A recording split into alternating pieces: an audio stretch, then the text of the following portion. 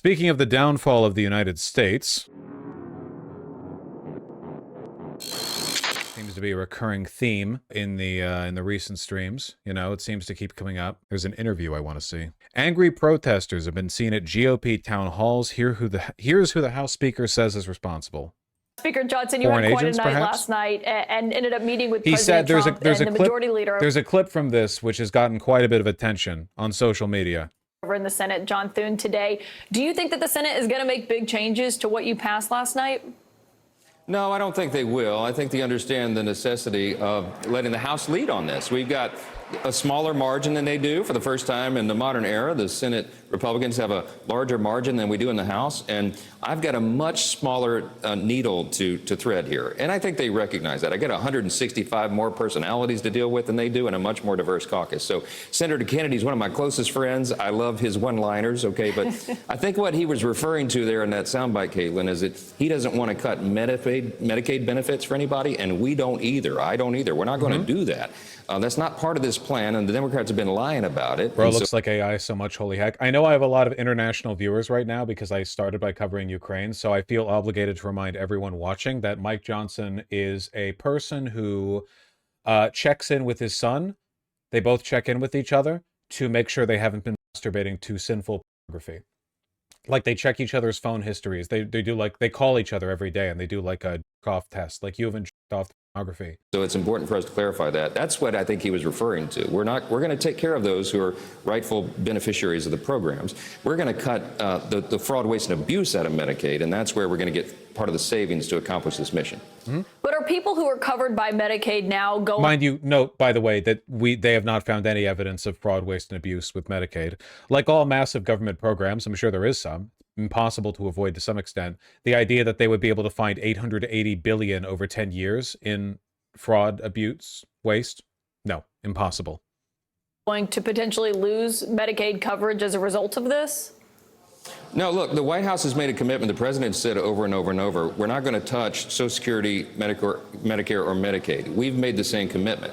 Now, that said, what we are going to do is go into those programs and carve out the fraud, waste, and abuse and find efficiencies. Like this is them like establishing the pretext. This is them manufacturing the consent. This is them going, okay, obviously we are cutting these programs, so how do we prime our constituency to be ready for it so that when it happens, you know, it's not like a total blindside. Like we have some kind of excuse or something to point to. And that's what they're setting up here. Examples, you know, there's about $50 billion estimated that are lost every year in Medicaid just in fraud alone. No one's for that. We've got to make sure we eliminate it. We have the algorithms now to do that. We have advanced technology to find it. We need to provide identification for people who are Medicaid recipients to make sure they are not illegal aliens. That's another big carve out that we will make to save a lot of money. There are a lot of places. You can't. How could you possibly get Medicaid without any identification? It's an insurance process. You file it with the state. What? How do you like you go into a hospital and you're like, hello, I have Medicaid. Hello, and then you just walk in. Well, you get the register with the state program. You have to be registered for Medicaid. Of course, there's identification involved. Is to find efficiencies in these programs and ensure they're going to the people they're intended to help. If we don't do that, these programs aren't going to remain solvent, and so that's a big part of the equation here. Well, I'm glad you brought that up because you talk about waste, fraud, and abuse that you're going to look at instead of making cuts elsewhere. But last year, between Medicaid and Medicare combined, there was about $100 billion in improper payments. Now, no one is excusing that or fraud or any waste and abuse, but you're looking for much larger than that. So where is the other $780 billion going to come from? Well, look, we're talking about cuts that are in the range of $2 trillion, but you're also talking about the whole of the federal government. We're going to involve 11 different committees of jurisdiction in this process. So that sounds efficient.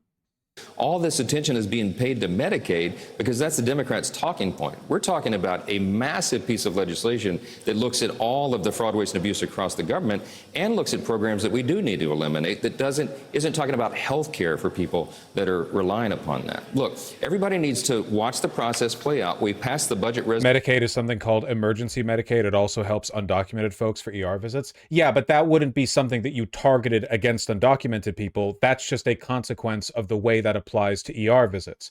That's the law. When you go in for an ER visit, they don't check your insurance or whatever. Like, they immediately bring you in. That's a guarantee. Like, no matter if you have the money or whatever, like, you just go right in there, you know? So there's no way to target that. Like, oh no, well, the emergency Medicaid wouldn't then apply to the ER visit. Well, it doesn't matter. The ER visit's going to happen either way until they change that too. Resolution last night, it is merely a framework to set up what will come the reconciliation process. It's going to take us 5 or 6 weeks probably to dig through all those details and come up with the final proposal. So everybody just reserve judgment, watch us work, and you'll like the final product. I'm very excited about the moment that we're at. You say Democrats are lying when they say you're going to cut Medicaid. The plan that you passed does instruct the House Energy and Commerce Committee to find $880 billion in cuts, right? That's right. That's one of the and committees. So how did they get Caitlin, $880 billion in cuts from that committee without touching Medicaid? Because ENC has... Well, you see, it's just we're just cutting the fraud in Medicaid, which is a number that is $880 billion over 10 years. We need to look into the fraud, but also we know how much the fraud will be, and it just conveniently aligns with the amount that we've already apportioned the fraud to be. We've estimated how much fraud, graft, abuse, waste, etc. there is. We have a number for it. We just need to find it. $880 billion over 10 years, nothing. Wrong, nuts. It's a 10% cut, more or less, to Medicaid, which is massive. That's huge. They're going to have to, every state is going to have to like tighten their program, the amount of money they get. It's going to like weigh on state budgets. It actually has the broadest jurisdiction of any committee in Congress. It covers everything, energy and commerce. You know, the name indicates how broad the jurisdiction is. I challenge you or anybody on your staff, do a word search for Medicaid on the resolution that we passed last night. You will not find it. It's such a slimy, stupid, low IQ misrepresentation. No, we're not cutting $880 billion from Medicaid. We're cutting $880 billion from the committee that oversees the funding of Medicaid. You know? That it's effectively like saying, dude, I didn't shoot your friend. There's a block of air that I shot. Like, your friend was behind it, but like, I didn't shoot your friend. That is not part of this equation, okay? We're talking about finding efficiencies in every program, but not cutting benefits for people who rightly deserve that. Work requirements for Medicaid. That is something that, as public opinion polls, almost 90%. You don't want able-bodied workers on a program that is intended, for example, for single mothers with 2 small children who's just... Guys, listen, we're only looking to cut fraud, graft, waste, etc. Also, we don't think certain types of people should be on Medicaid, which is meant to be the insurance option available to poor people. Just trying to make it. That's what Medicaid is for, not for 29-year-old males sitting on their couches playing video games. We're going to... This is the clip that I saw, where a lot of people upset about this one. So this is what they're setting up, of course. It's the welfare queen argument again. Basically, you know, it's like, no, Medicaid is actually to help like single mothers or something. No, it's meant to help low-income people. That's the point of Medicaid. We're going to find those guys and we're going to send them back to work. That's what everybody supports. That's what the Republicans are for. And by the way, we find dignity in our work. That's going to be good for everybody. And I want to follow up on that, but on that Energy and Commerce Committee, the vast majority of funds that they have are Medicare and Medicaid. So when you talk about $880 billion, that's simply not true. So where are you coming? It is true. That is true. She's correct. Energy and within commerce. That committee.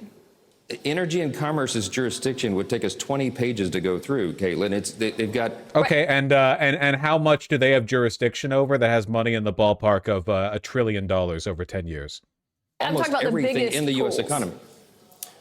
There are large pools in the healthcare components, but we're not going to cut benefits for people who rightfully deserve it. And rightfully deserve it. See, it's so obvious, man. It's so fucking obvious when you actually pay attention to the way they get, because they do just directly lie, but they also like try to prepare for the next set of lies they have to lay out.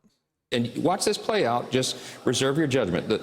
The White House has said that we're not going to do that. The House Republicans have said we're not going to do that. And Senator Kennedy said, hell no. Okay, so you heard it from the Senate, the House, and the White House. So let's let this play out. We have a long football game to play. Last night was the kickoff of the game.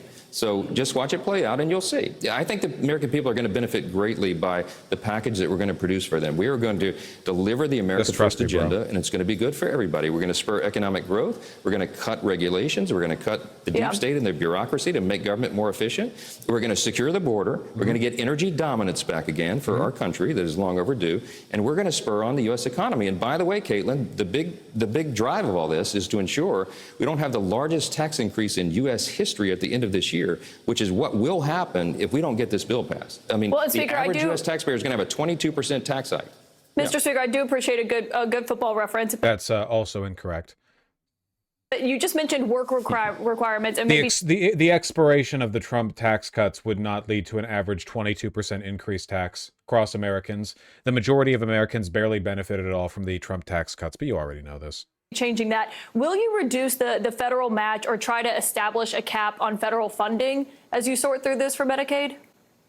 No, I just explained. Per capita caps is off the table. The FMAPs, we're not going to cut into those programs that way.